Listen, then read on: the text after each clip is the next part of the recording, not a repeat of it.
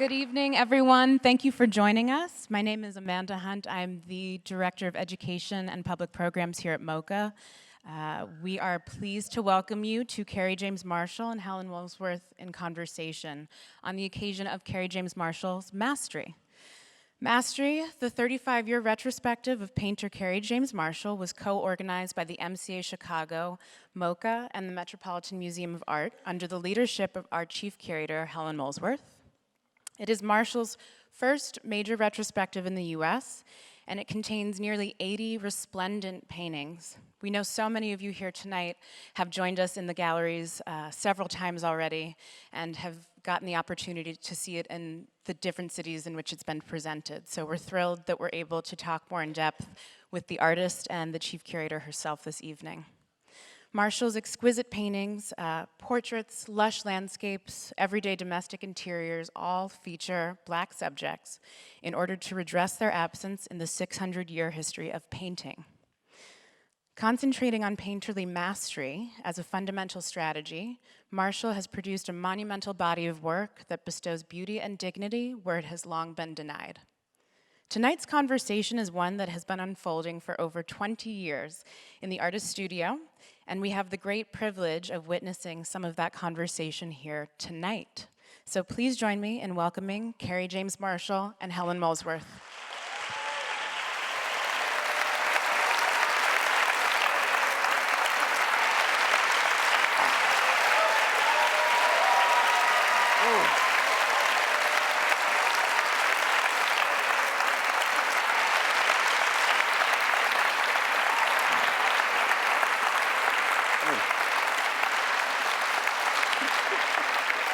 People up there too.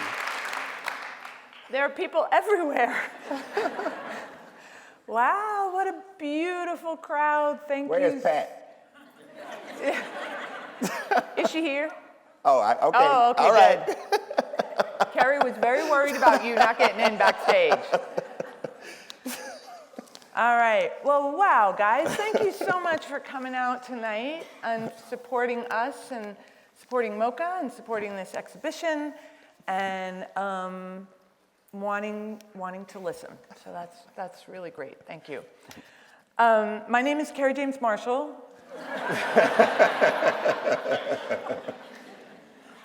No, my name is Helen Molesworth. I'm the Chief Curator at MOCA and one of the curators of this exhibition. It's been a great pleasure to work on this show. And what we're going to do tonight, I'll tell you about it before we start. I'm a nervous person. I like to know what's going to happen before it happens. As you might imagine, that makes my life difficult. So there'll just be slides of the exhibition rolling behind us. I've prepared 4 questions for Mr. Marshall. He does not know what these questions are. This is a game we have played before. One of the questions has a sub-question, so it's like 4.5 questions. And at the end of that, we will open it up to some questions from the audience. I'd ask that you wait for the mic because we are taping this event, and it'll be up on MOCA's website in about 7 days and also on YouTube. So if you have friends outside who didn't make it in, please let them know. I heard there were a lot of folks who didn't make it in. So please spread the word that they can watch it in the comfort of their own home. They can watch the rerun. Watch the reruns. They can watch the rerun. All right, I'm just gonna jump right in because y'all have been waiting out in that windy cold. Mr. Marshall. Yes, Lady Molesworth. I like that. I have a nickname. You were born in 1955, which makes you absolutely solidly a pictures generation artist. It means you are in the same generation of artists as Cindy Sherman, David Solly, Jeff Koons.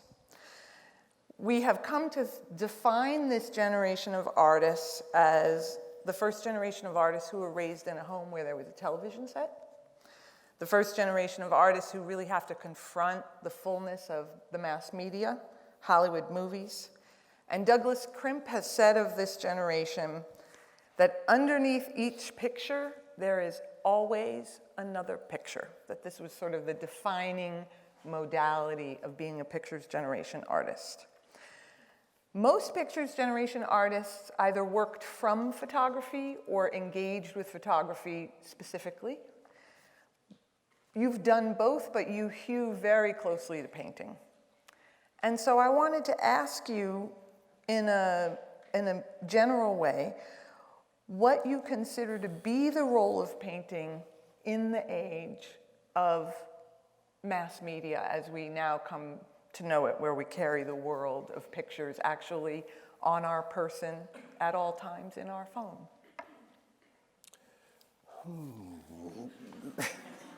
That's a hard question. She said she was going to lob me some softballs, and I'd be able to knock them out the park.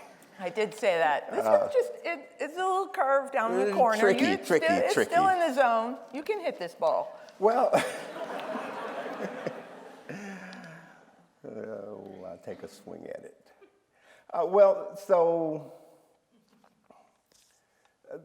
There are a couple of ways to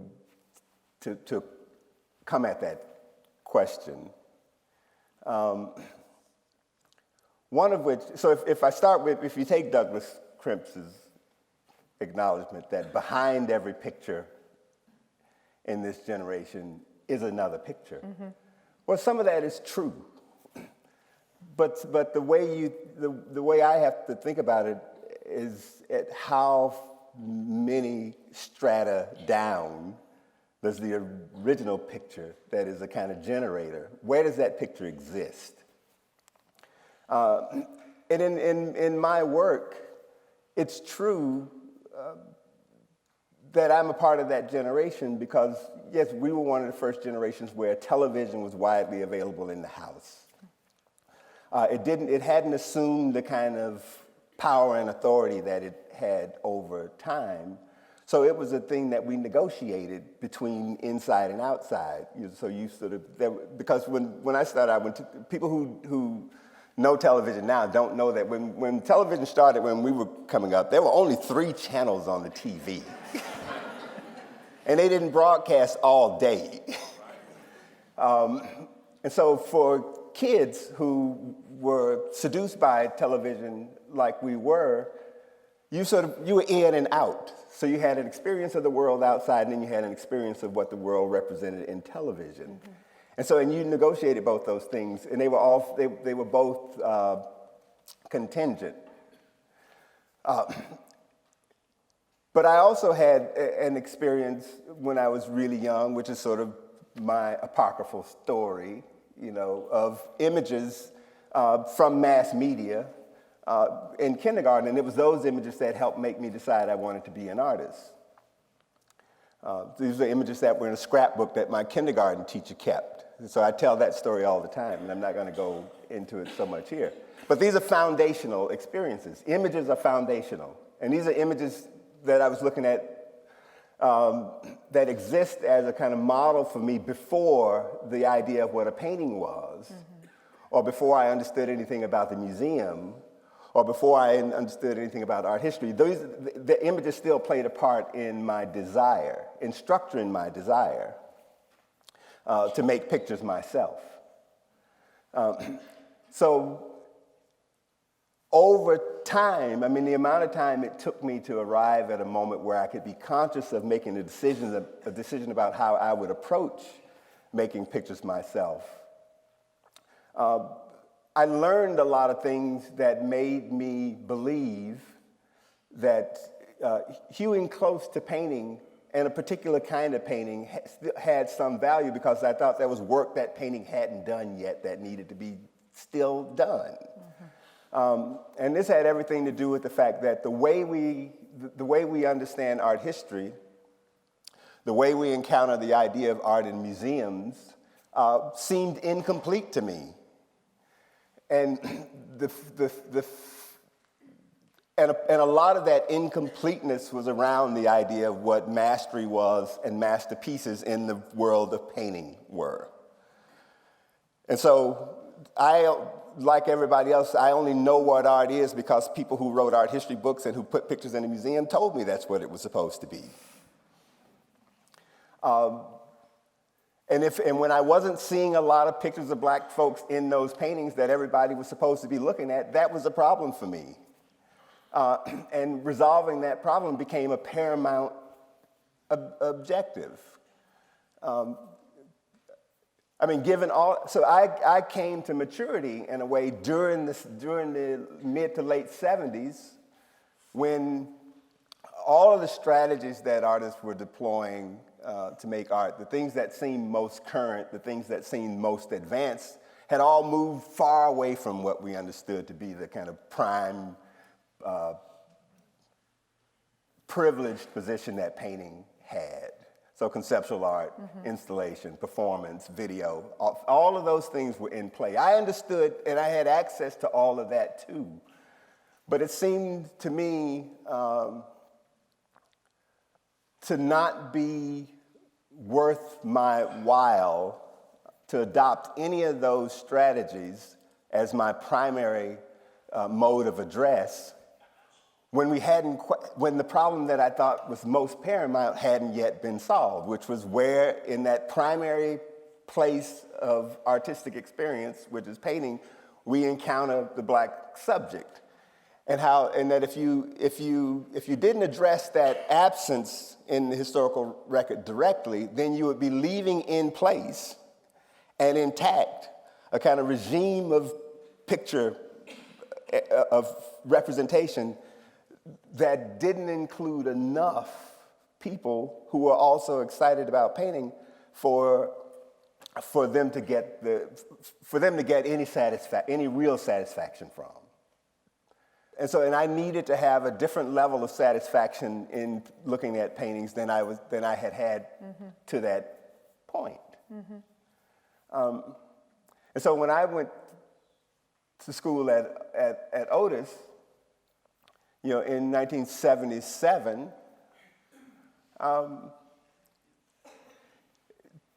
I went there because I wanted to know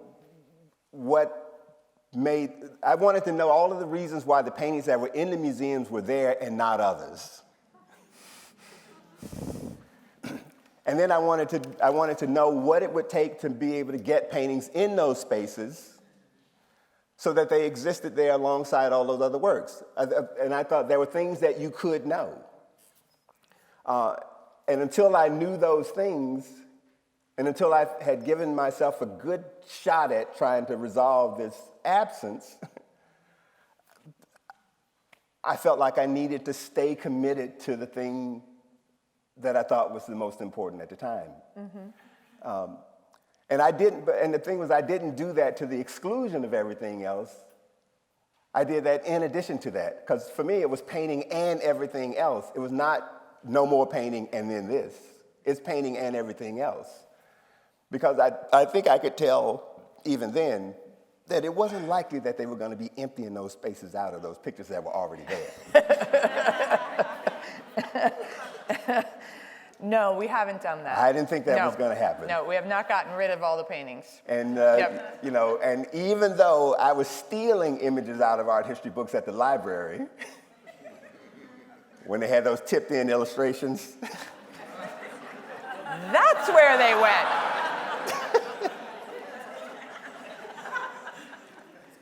You're the reason we don't have tipped-in illustrations anymore. Probably. They invented the internet because you were stealing those pictures. I was stealing them. And the thing is, I figured I wasn't going to be able to get to enough books to get them all. So that means that those books were still going to be full of those pictures too. Right. And because that was going to be the case, it seemed like the curators and the museum directors and the collectors and people, that they still valued those pictures for a reason. And when you have a thing that has assumed that kind of priority and has that kind of pride of place, and still, there's people still writing books about Monet, like now. Philippe and I have tried to make that stop, but we can't yet. We're working on it. We're working on it. We've stopped the Renoir production, but the Monet is harder to get to. So, it just seemed like, okay, well, if this is gonna still be going on, let's get in here and see what we can do about it. I mean, that's really why I stayed close to painting. So here's the 1A question. This is the half question. Over the course of your 30 years of making work, a huge thing happened, a symbolic thing and a real thing, which is this country elected its first African-American president. So we had Barack Obama and Michelle Obama in the White House. And that image regime that they participated in, the iconography of the Obama period, we might start to call it. I'm curious, once you had Black figures in that incredibly symbolic place, the White House, did that start to shift your sense of what was possible to do in your paintings in terms of representation of what it might mean to have Black figures in pictorial spaces that they had previously not been in? Well, that would have only, if you could only make that, you could only ask that question if you believe that something changed in what I was doing during the period of the Obama administration, and that there's been, I mean, if you look at, I mean, as you laid out in the beginning, I've been at this for over 30 years. The Obamas as a phenomena. They got nothing on you. They got the 8 years, man. They got nothing. Yeah, right. They had 8 years. So you don't think your painting changed at all during that period? No. I do. A little bit. No, you'd have to outline how you saw that transformation take place, and how what you recognize as the change. Well, I think there's a change, and I don't think it's causal. Like, I don't think the Obamas got elected and then you started making something different. But I do think that there is a shift in the work from a very conventional treatment of the figure to a much more highly individuated treatment of the figure. So I think the figures get progressively less symbolic and more like they possess an extraordinarily unique subjectivity. So I think by like the last 2 rooms of the show, for instance, there's a quality of specificity that happens that I'm curious about. Well, but some of what you see as a kind of specificity that emerges over time had been under development for already 15 years before then. Because you could see where it really began to change was with the Lost Boys paintings. So, and that was in the early 90s. But these transformations actually come out of a kind of programmatic part of my project, which was to, and you could see it as a way of dealing with evolution, the way in which the figure in the paintings evolve.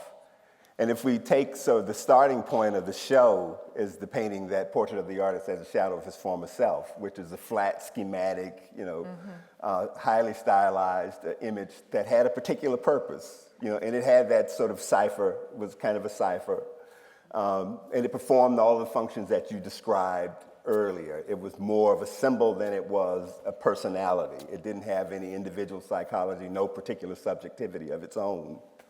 So that was, so I was aware that while that was going on, and I worked for a period where I wanted to try and see how much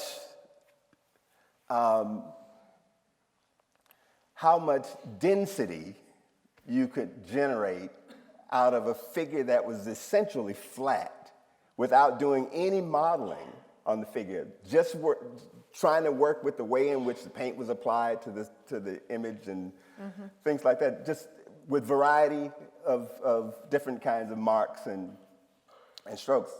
And so I worked on images for a while to see how much can you do with an essentially flat image. And then I started adding a little bit more detail to the figures, but slowly, because I was just then figuring out how to start working with an image that was essentially black, and trying to figure out a way to render some kind of volume in that figure without compromising the fundamental blackness of it.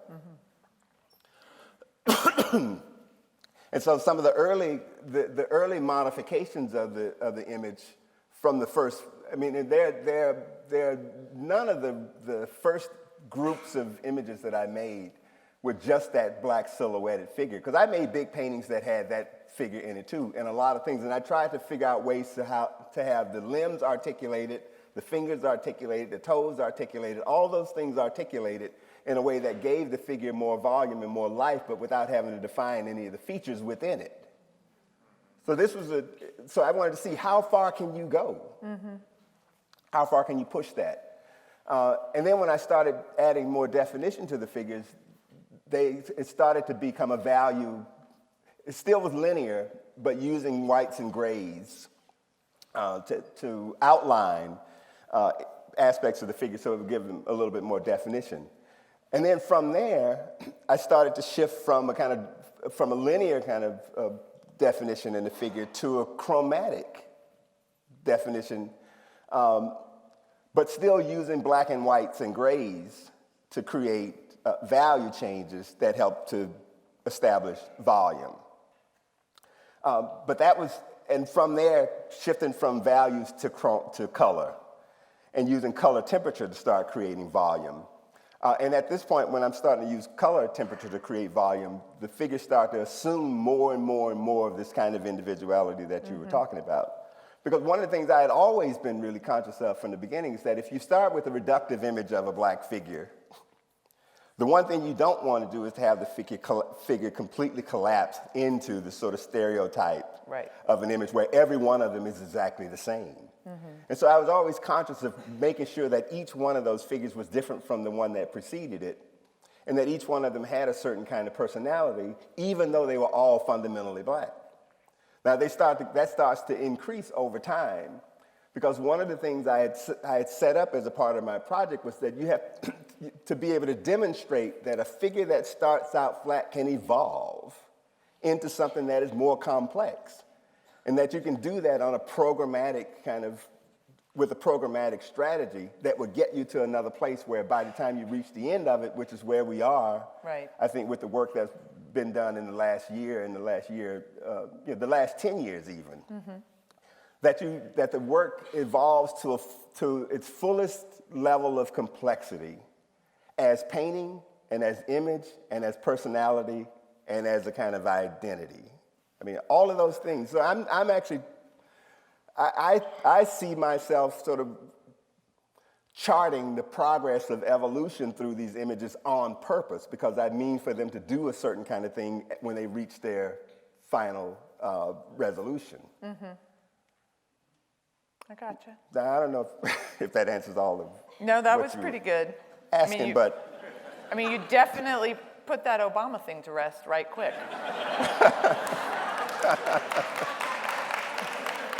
well, so why is this, so you would have to also ask, well, why was this so important to me?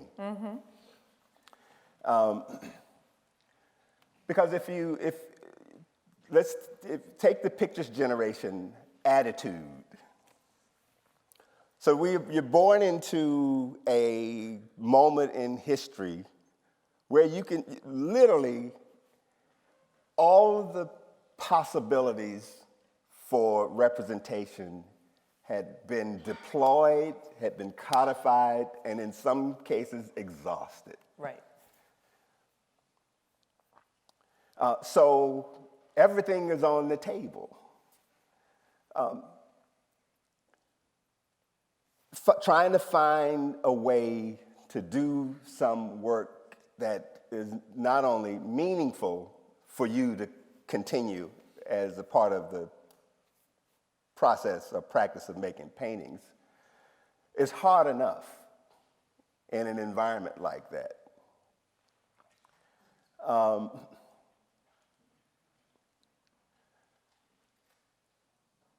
But the other thing that, if you look at the way in which the idea of how representation operates and functions changed over time,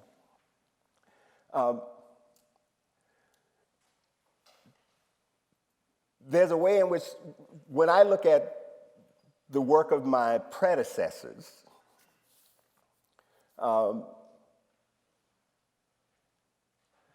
you have a lot of artists whose work ends up sort of operating within a very narrow range of modalities. And the thing that always impressed me the most, and in most of those cases, when you're thinking about these ranges of modalities, you're really talking about artists who are doing work that is somehow supposed to be personally self-expressive. This is who they are. Mm-hmm. And so this is their style that emerges from who they are. So it's kind of a way of working that seems sort of integral to the way they define themselves and the way we understand what the purpose of art is supposed to be. So because I never really thought that art was a tool for self-expression, especially not a tool for personal self-expression, I always saw I saw what it meant to make art as an intellectual activity. And when you're born into that pictures generation moment, you can only look at it, I think, right, as an intellectual activity. That could be a definition of a pictures generation artist, actually. Yeah. Mm-hmm. So it is, and so what you're doing essentially is exploring the ways in which representation works. Right. And in order to do that, you have to be able to deploy a lot of different modes of representation. You have to do a lot of different kinds of things. You have to understand how all those things work. And in the process of doing that, it seems to me to be more likely than not that you would sort of stumble onto something that then could become more relevant in this given moment. And so the artists that I appreciated the most have always been artists who seem to use the practice of making pictures as a tool for trying to find out some other things, not as a means of expressing themselves. Mm-hmm. And so it was the thing that really made Leonardo da Vinci so attractive to me. Because if you look at the notebooks of Leonardo, it's like he's using drawing and he's using the means of visual expression as a way of learning about some other things. I mean, he's studying the motion of water. He's using drawing to, of course, the anatomical studies and things like that. It's like not using drawing as a tool to acquire some knowledge about something that he didn't have before. And then I moved from artists like him to artists like Mondrian, what was really important to me is the way so how do you go from doing sort of purely representational work and you arrive at this thing where you're just doing squares, you're doing vertical and horizontal lines and making squares and rectangles on a canvas? How do you get there? Mm-hmm. And I'm interested in the process, the intellectual process of allowing that to evolve from something from imagery to this. I'm interested in that. And then I'm interested in Duchamp, who was interested in Da Vinci for the same reason that I was interested in it, because he said Duchamp used painting like a laboratory. Mm-hmm. The studio was like a laboratory. And so that was my way of thinking about things. And so I tried to map those same kinds of processes onto my work when I was doing the evolution of that image from the portrait of the artist up to where it is now. And I tried to make it systematic. This is a great segue to my second question,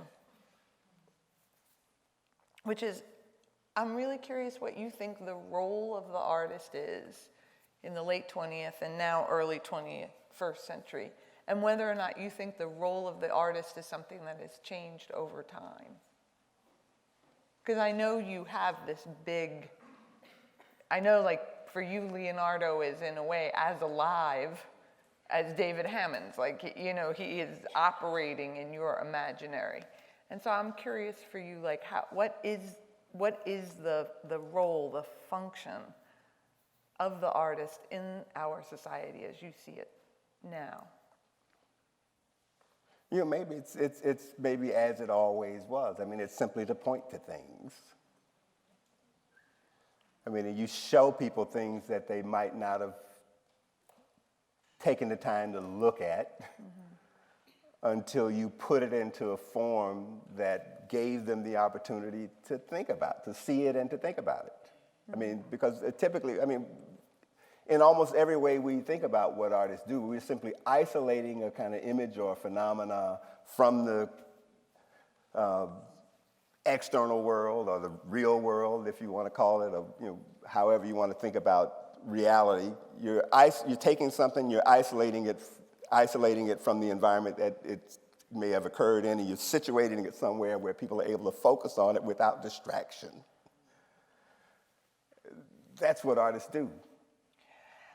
But you talked, I mean, it's not a but, it's an and you talked about Leonardo using drawing as a tool to figure things out, you know, to produce knowledge for himself and by extension for the rest of us.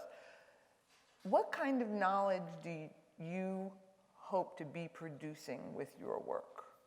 Is that part of the mandate for you? Because you certainly do make us pause, and you gesture and you point. And what you point to, I think many people are enthralled by. But you're not only academic. You're not just walking through the garden saying, look at that flower, look at this sunset. You know, I mean, there seems to be, especially in this system that you're describing, another set of agendas or needs or wants there on your part. Yeah, and part of it is saying, look at this process.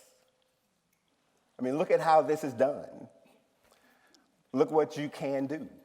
I mean, that's, I think more than anything else, for me,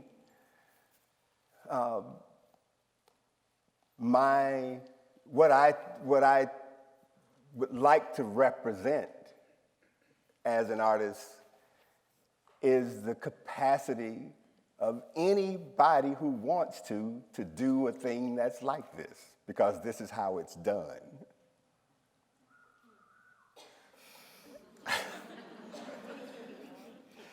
I know, that's the way I see it.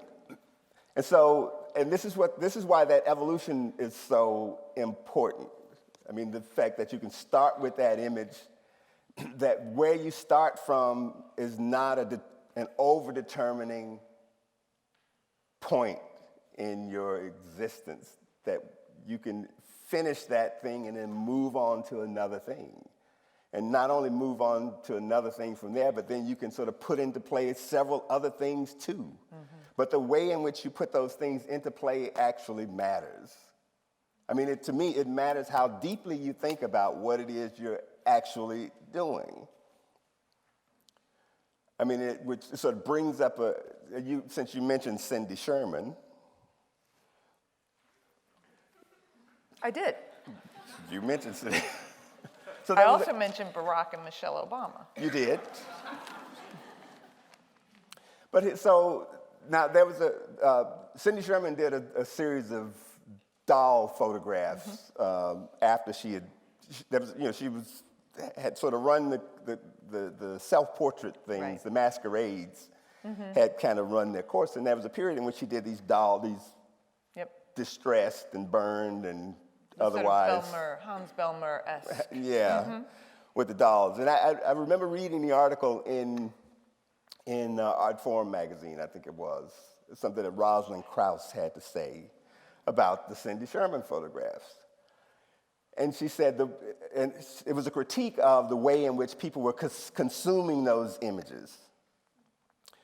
She said, because she said the way, and I'm going to paraphrase, but basically she says, the problem with the way those works are being consumed is that what people are doing is they're looking at these images and they're going straight to the content, to what the work is about. Right. She said, which denies Cindy Sherman, denies recognition of the work that she did on those things, which is always work on the signifier, not the thing signified. Mm-hmm. And so those kinds of remarks about the work you do appeal to me. Because they undermine any of these notions that what artists are doing is phenomenological. I mean, it's not. It's that these are all that there are always decisions being made, that there are always choices being made, that there are always reasons why a work has to exist in the particular way that it does. And so, you know, I'm like a proponent of always overthinking everything you do.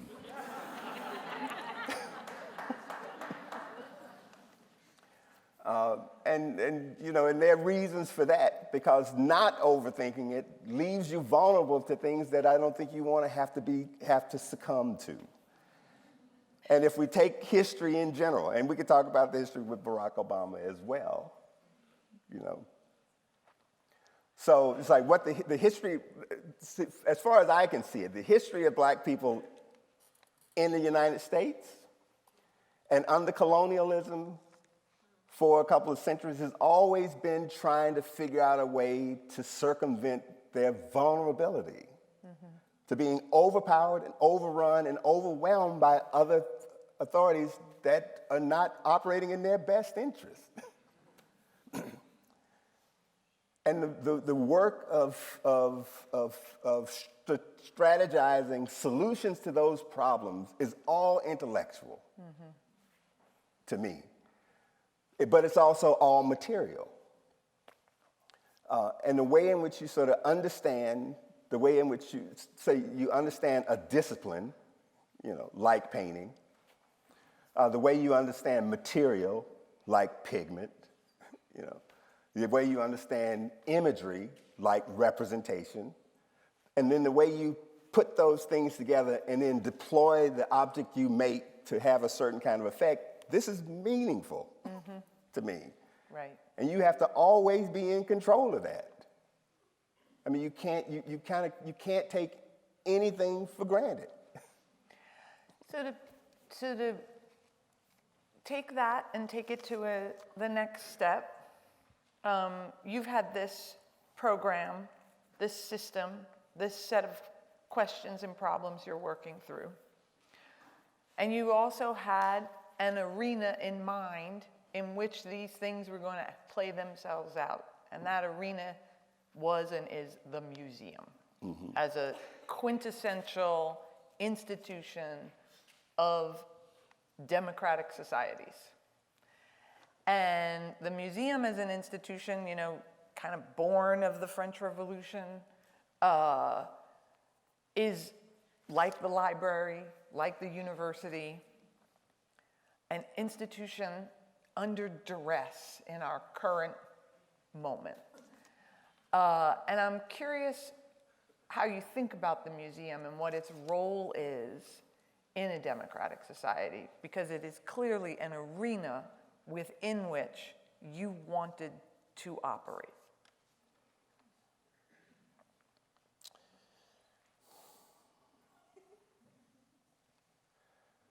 Well, I'll say yes to the last part first. That's the easy part. Well, I mean, well, there are a lot of ways you can think about the role of the museums in a democratic society, especially if you acknowledge that museums are not particularly democratic.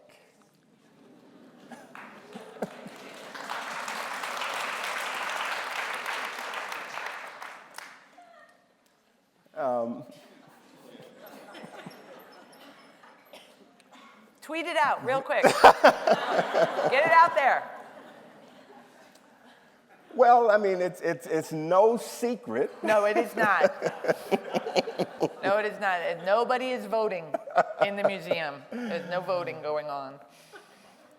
Yeah, and I mean, there's a way in which we could just as well be sitting at the court of Louis XIV while we're having this conversation now, in terms of the way the museum really sort of operates as an institution. Because they are, museums are dependent too, Yes. like a lot of institutions, because museums don't make anything. Museums reify authority. That's what they do. And they do that with the help of people like you, who are called curators. Actually, I'm called the chief curator. The chief curator. If you're going to do this, let's do this.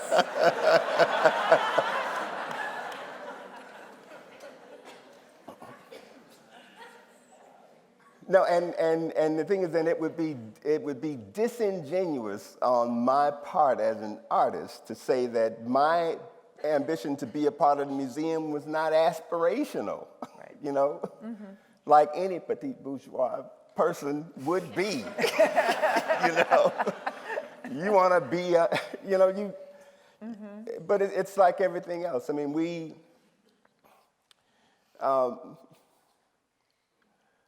the museum, like any other structure, you said when you arrive on the scene, the institutions are already established. They're well-funded, often well-funded. They're fairly smoothly running machines that are doing what they always have done. Mm-hmm. Now, periodically, chief curators with progressive and leftist leanings. Yes. I feel a song coming on.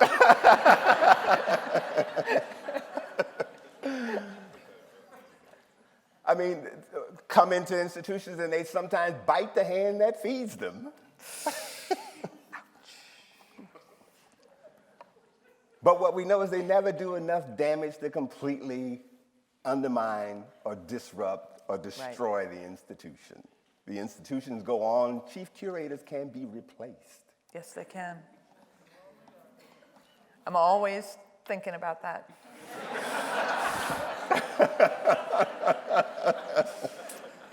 Yep. But the curators are, in some instances, as aspirational as the artists about having arrived at that institution, right? There's an abiding sense of love, I think, bound up in that aspiration and desire for this thing called the museum. Yeah. Yeah. But so, and then, all right, I can quote Richard Pryor from Car Wash.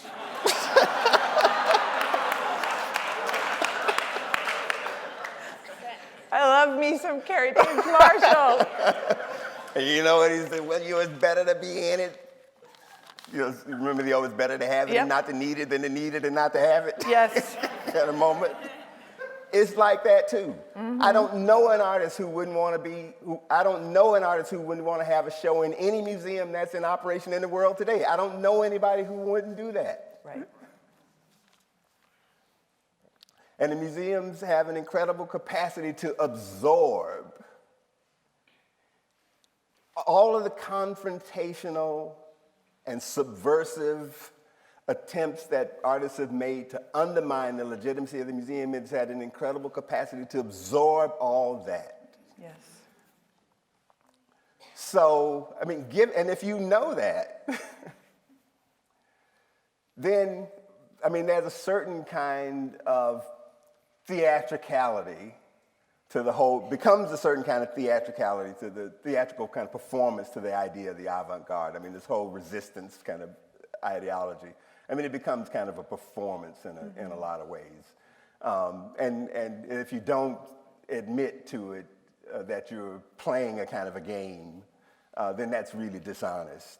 On the part of artists, it's dishonest on the part of curators, it would be dishonest on the part of institutions, because we know institutions are not in the business of undermining themselves necessarily. Right. So the role of, so in a democratic, what we would like to see in a democratic society as museums go is for them to offer the widest array of offerings that are available within a culture. Because the more variety, the more constituents who feel like they have a stake in the museum, over the long term, the healthier the museums will likely be.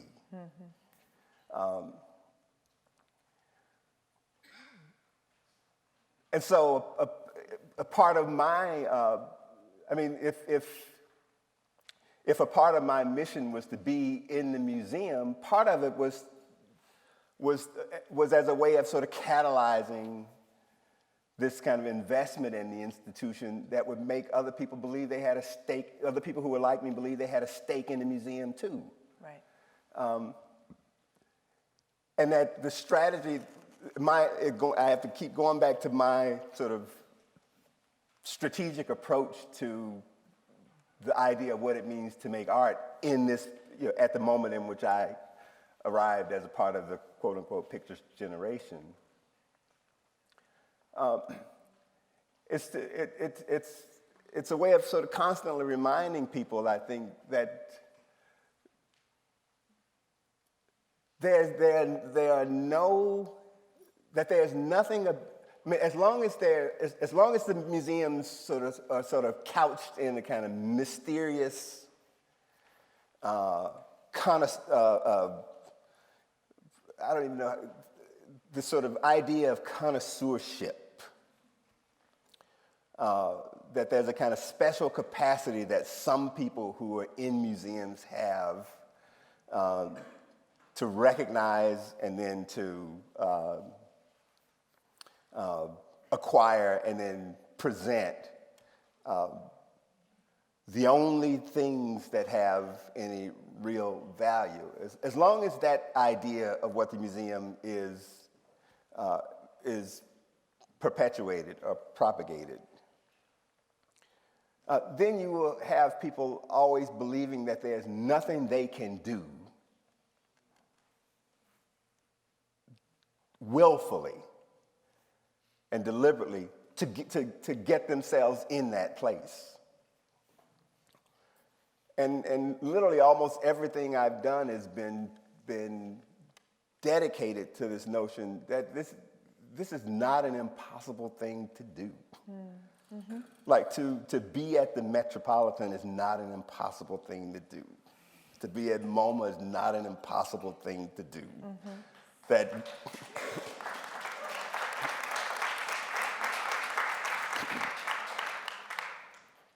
and that you can learn how to do that like you learn how to write your name. Because I remind people all the time, it's like I hate it when people say stuff like, I can't draw a lick, you know. I said, but people do it every day, all the time. It's like, what is that thing you call your signature? It's like, what are those things you call when you're writing out a letter? It's like, what are those things called? I mean, those are drawings. I mean, it's making marks that have a symbolic value that in their constellation add up to a meaning. That's all that is. And you didn't know how to do it when you were born, but when you went to school, they gave you a sheet that had A, B, C, and D on it, and they asked you to copy that until you could do it without having to look at the page again. It's all the same thing. There's no difference between what I'm doing and doing that. And everybody who is human can do it unless something happened. You lost your hands. Oh, boy. All right. My fourth and final question before everyone goes home and makes a masterpiece painting in their living room tonight. Now, how many people in here saw that the documentary David Hockney worked on called Tim's Vermeer? Well, there you go. There you go. That's a how-to class right there. All right. You and I have both been thinking about Marcel Duchamp for a long time. And Duchamp famously said that the viewer completes the work, meaning that for him, the audience is a central protagonist in the game of art, a central protagonist. So we've talked about the role of the artist. We've talked about the role of the museum. I'm curious to hear what you think as an artist. What is it that you want from your audience? If the audience is coming to truly complete this work that you have made, is there something you want from us, it? Well, in the simplest way of putting it, I want them to see what's there, to actually see what's there. Because unlike what Frank Stella says, there's nothing. Right. There's nothing behind the picture. There's nothing but the behind wall. the picture. What is there is everything that is there is there. But there is, in fact, something that's, because what is the point of making the picture in the first place? Or what is the point of going to a museum in the first place? I say this all the time. It's like my work is not a free-for-all for you to go and look at it and do anything you want to do. That's not what I'm doing. I don't say this is an intellectual activity because I don't want you to know how I thought while I was making the work. I want you to know how I thought, and I want you to think through it the way I thought through it. That's what I want. So you go to the museum to engage with the intellect of another person. That's why you go to the museum. Not just to look at pretty things or not to feel some emotional tug. You might feel that too. But what you're really going to do is be engaged with the intellect of another person who spent maybe months or years working on a thing. If that has no value, then there's no point to the thing at all. AC. AC, that is not your phone, is it really? Up here in the first row of the friends and family row.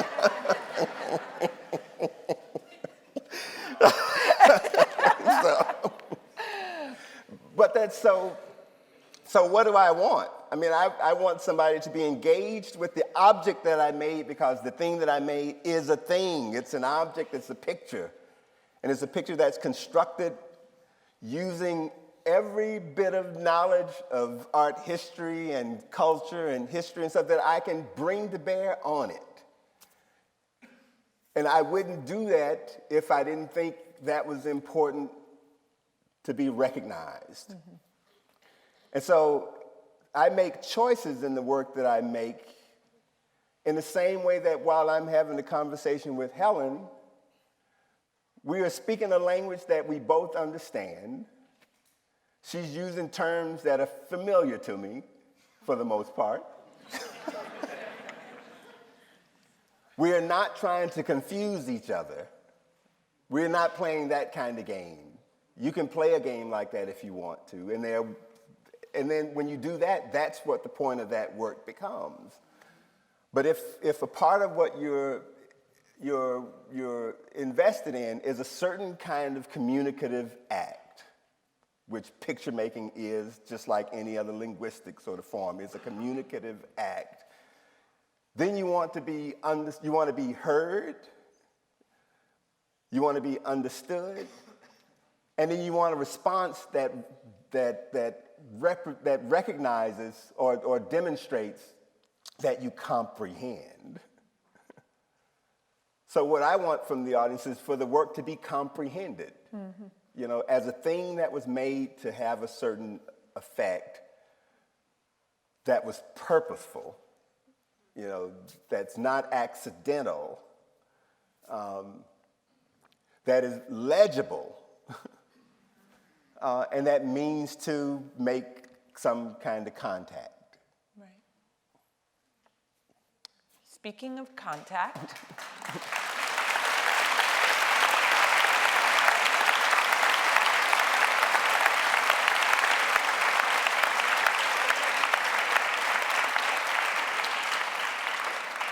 So we have time for a few questions, and like I said, I'll call on somebody if someone wants to raise their hand right there in the center, the woman in the gray sweater.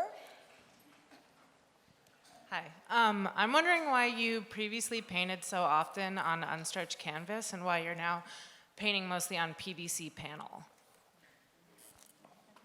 Could everybody hear the question? Okay. I'm just giving Mr. Marshall a little time. Yeah.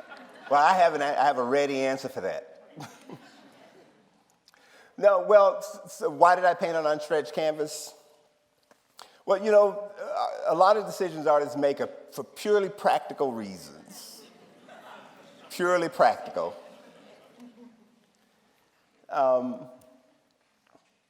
Well, one, it's space is a consideration. So working on, actually, I'm going to give you the long version.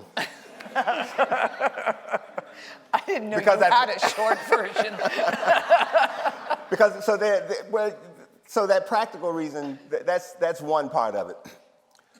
So, but there's another part of that led me to work on canvas. Before I started working on the big unstretched canvas pieces, I was working on big unframed pieces of paper. And during that period, I was working on really big unframed pieces of paper. I had this sort of delusional idea that I was being really radical. So I used to say to myself, you know, because back when I was in school, artists weren't supposed to make money. You weren't making work because you wanted to sell it.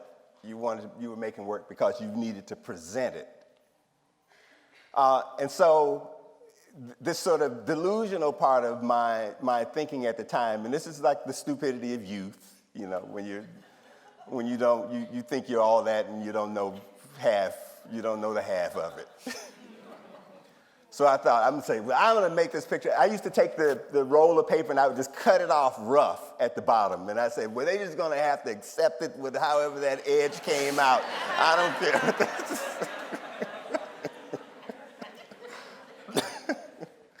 I'll show them. I mean, and I used to think that kind of stuff.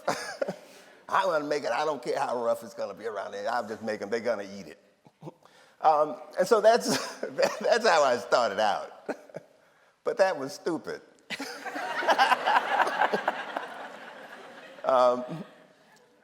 But so the things with you get a big piece of unstretched canvas. So one of the things you would notice that as an artist, when you start out, you work within the space that's available to you.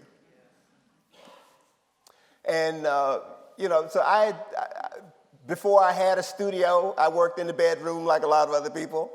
I worked in the corner of the garage at the house before I left home. I did all that stuff. And then there was a period I lived in the YMCA in New York City on 135th Street. So I was following the Malcolm Trail. So I lived where Malcolm was. Oh, you are in a zone now. Just go on. So,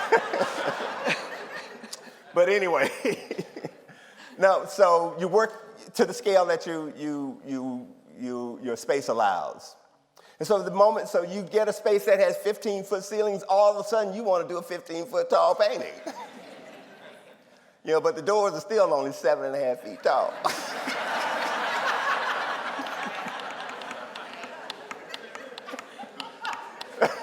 So how do you deal with that? You make something that you can roll up.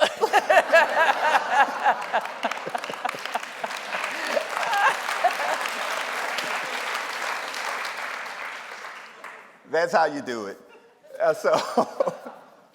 But I always hated canvas. I hated canvas because there was, and the thing that I didn't like about it, because there was a texture that was already given in the weave of the canvas. And it was always manifest in the surface unless you spent days and days and days gessoing and gessoing and gessoing to eliminate it. And I didn't have that kind of time. But I had early on really fallen in love with egg tempera as a medium because I wanted to know how that worked. And I liked egg tempera because it was more like a drawing medium than a painting medium. And I had to say, so Charles White was a great draftsman. And one of his favorite artists was Kathy Kollwitz, who really didn't do a lot of painting either. She did mostly etchings and graphic work and drawings and things like that. And I used to think that if Charles White and Katie Kollwitz can have great careers doing just drawing, I'm going to be a drawer too. So I chose egg tempera, and in doing egg tempera, that surface, you're working on a smooth panel surface. I loved it. Because then I got to choose what kind of texture ended up there as opposed to the texture being a given that came with the canvas. And so if you look at those big stretch canvas pieces, to solve that problem for me, first I glued paper on the canvas. And that allowed me to start to set up a grid, an irregular grid, but that gave me a smooth surface that eliminated the canvas texture. So I had that surface, and then I liked what happened with the gaps between the paper, because you got a different kind of effect when the paint hit that than when it hit the paper. And so I liked those kinds of distortions and irregularities and stuff in the surface, but I could control those myself. And so, because I don't particularly like canvas as a surface, one of those paintings, and two of those paintings in the show are actually on fiberglass panels. Because the things, I had started working on MDF panels at one time, but you can't get an MDF panel bigger than 4 by 8. And that 4 foot by 8 foot dimension is a funny kind of dimension. It doesn't give you the kind of size you would like. And so I had those fiberglass panels made by a fiberglass fabricator, some 6 foot by 9 foot panels made. But I ran into a problem with those, is that because they were only an 1/8 of an inch thick, but they were so flimsy, so then you still had to put a stretcher behind it, and that stretcher added weight that was just over the top. So I couldn't keep doing that. And then there was a plastics company that I buy a lot of supplies from, and he told me, you know what, there's a PVC panel that's 1/4 of an inch thick that comes 60 by 96 inches. Perfect. So the moment I discovered that, PVC all the way. It was PVC because it's lightweight, it's durable, it's thick, it's dense, and that surface is perfectly smooth, and I can do anything I want on it. So that's why I've gone through all those machinations. I love a smooth surface. On the Malcolm tour. All right, is there another question? Yes, you over there in the blue shirt. Oh yeah, I feel like I've literally you've been my mentor for a long time. I feel like I've listened to every one of your talks literally online. But being here, are you at a program somewhere? Right. Yeah. A 12-step program to kind of get you off of it? We're starting one at the museum. You can come. Oh, okay. Well, it's interesting because I feel like I've heard your perspective on a lot of different areas and everything, and I'm an artist myself, so it's been really beneficial to me. But my question is, in previous talks and a little bit in this one, you've kind of reflected on the fact that there's this void as far as, and that you've been trying to fill this void that the lack of representation of the black figure And with you and other artists, you know, like Candy Wiley and so on and so forth, it's like the void is, I guess, getting smaller. So I guess, in your opinion, like, you know, since like essentially since the Egyptian era to like the Harlem Renaissance, there was like this, there wasn't really much representation, but now that there is, it's like, I don't know, I guess the question is, will there ever be an equal kind of situation going into the museums? I don't know if that makes sense. Well, and that's, so part of the question is, will there ever be enough? But what's the tipping point? I mean, the thing is, like, you have to reach a tipping point with all these kinds of insurgencies. And the idea is that you need what we want, what I want, is for you to experience a critical mass of works so that becomes ordinary, becomes normal, it becomes no longer a question that needs to be asked. Because you want to get to a place where you can kind of take it for granted that, yeah, if I go to the museum, I'm likely to see some black folks in there. You know, as opposed to a lot of people, you know, and I had a woman who works at the Met. Oh, no, she's at the MCA in Chicago. She says, I mean, she works at the museum. Her father, when my show showed up at the MCA, he said, well, finally, I can go to the museum because I'm likely to see something in there that looks kind of like me. Because he said, why else would I keep going to the museum if I don't ever encounter stuff that looks like me? And that's the truth. Why would you? Because, I said, it's psychologically damaging to continue to go to places to observe other people in the place of privilege and never finding yourself able to get there. That's psychologically damaging.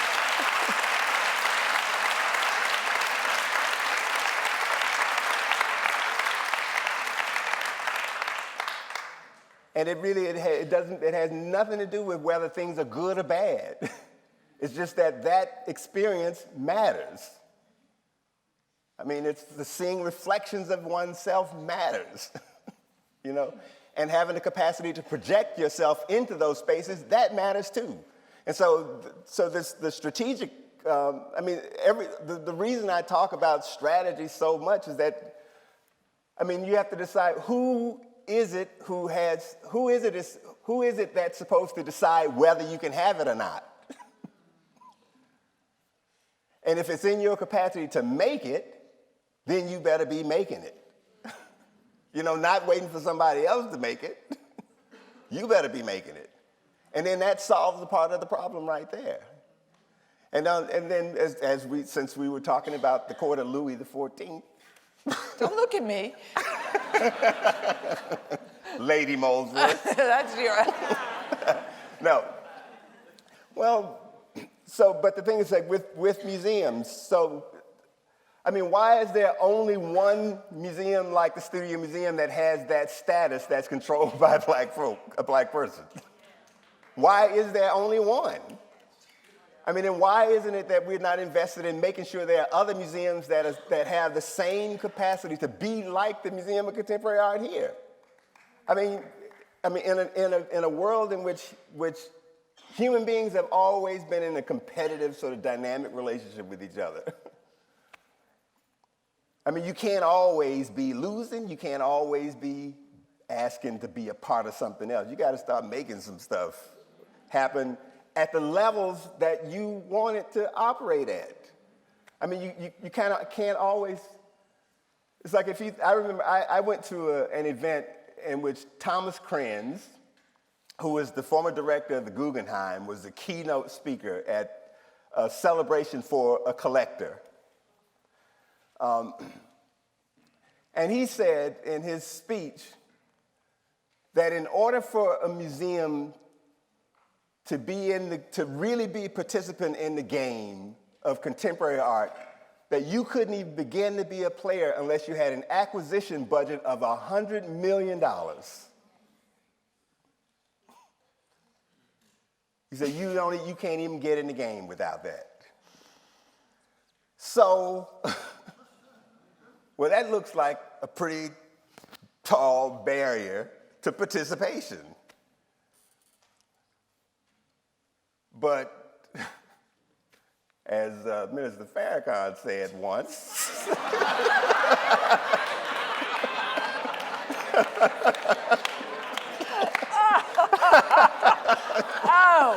Oh, the Coburn will never be the same.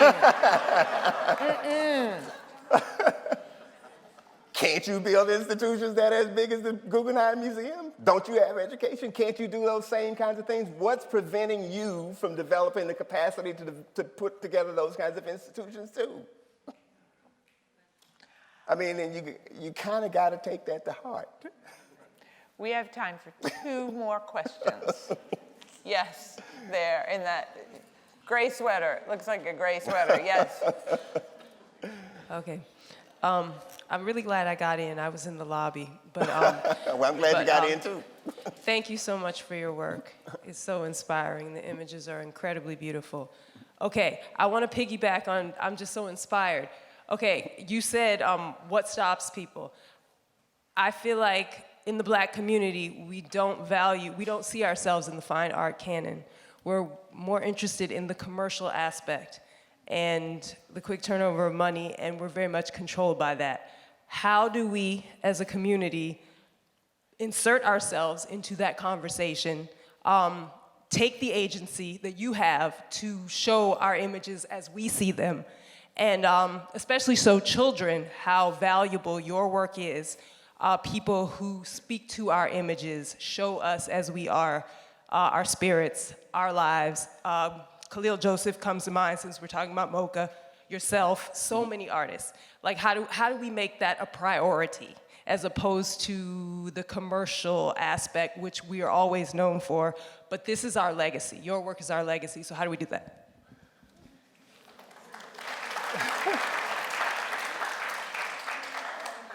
Well, I mean, so here you got one way to do that. Noah Davis started the Underground Museum over on Washington Boulevard.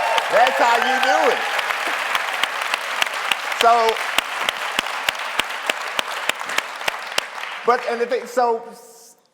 that's how you do it. You do it like that, and then when you talk to Helen Molesworth, you say, Helen. I have no idea what's coming next. Let me get some of that William Kentridge stuff to show down here at the Underground Museum. That is what Noah said. So that's what I saw when I first went in there. There was a big William Kentridge show at the Underground Museum. Now there's a show that I have some work in that show. Shameless self-promotion. Shameless. Shameless. But and then you say, oh, Kara Walker, will you show some work at the Underground Museum? Kerry, will you show some work at the Underground Museum? David Hammond, can we get a David Hammond's piece down here, somebody? I mean, that's how you do it. You start like that. I mean, if you think about most of these institutions started from private collections that were built by individuals who believed that the things they were collecting had a value. They set up a space in which people could come and see, sometimes in their house. Set up a space that people could come and look at it. They built it, and then they built a foundation around it. They left their money to the institution to help perpetuate it. I mean, Eli Broad just built a place across the street. And he didn't ask nobody if he could.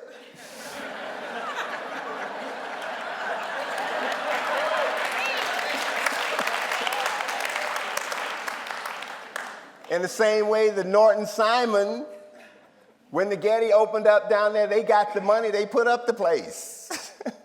But that's how. But everybody's got to start somewhere. And then the other thing that I always say, God bless Jacob Lawrence.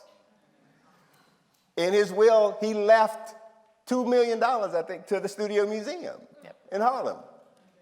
If there are black folks with money, leave the money to the Studio Museum. And then the Studio Museum will eventually be like MoMA. That's how you get to be like that. You leave them $100 million so they can do the kind of work they want to do without having to continue to beg for money. That's how you do it. I mean, if you believe those things are important, then you structure your life, you structure your ambition, and you structure your will so that it benefits those places. And then as far as your kids, I mean, you take them everywhere. And for artists, I mean, you show up. And if you think you have something to say or you think you know something, you show up and you talk about it. You don't come, it's not marching on museums per se. It's simply believing you belong in the conversation and speaking up. Speak up.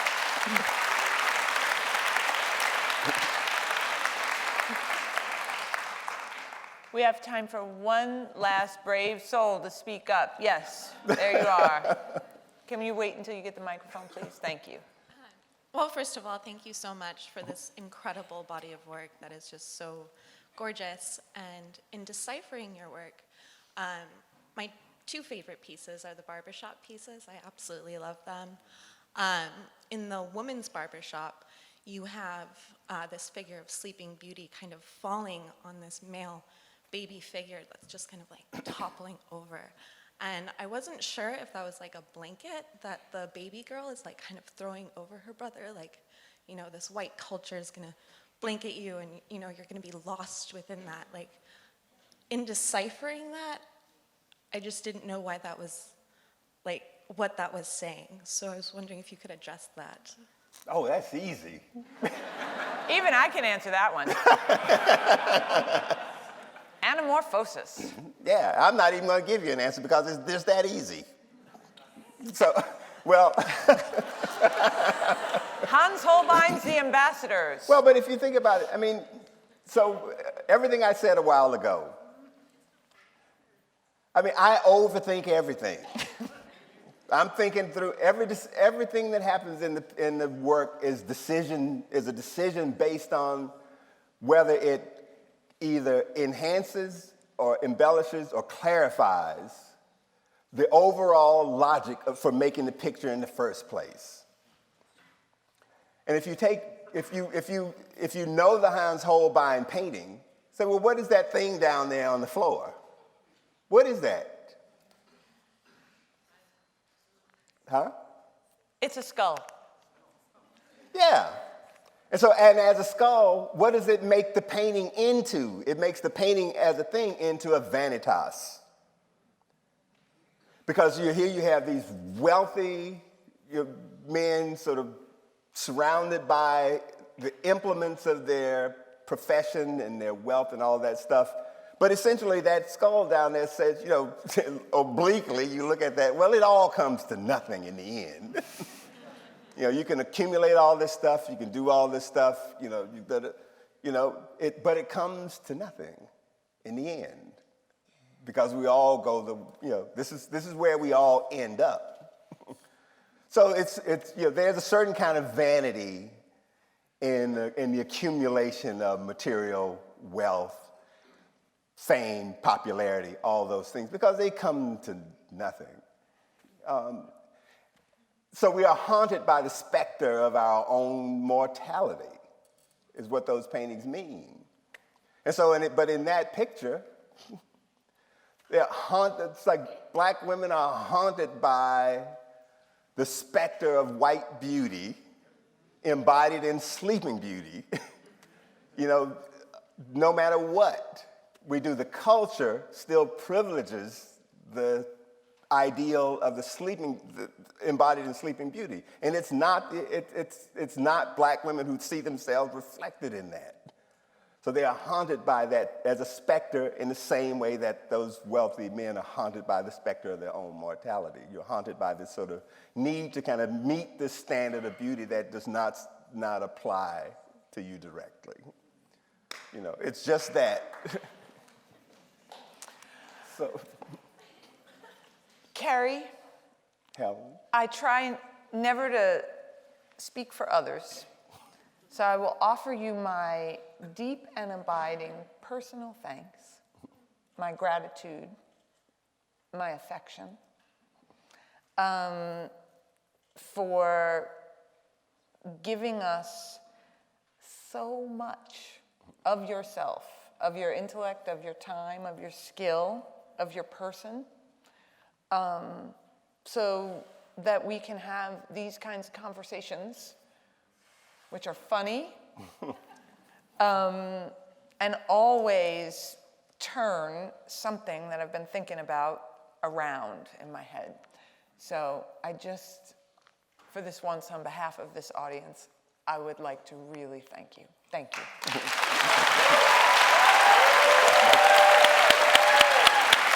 Thank you. Helen Molesworth.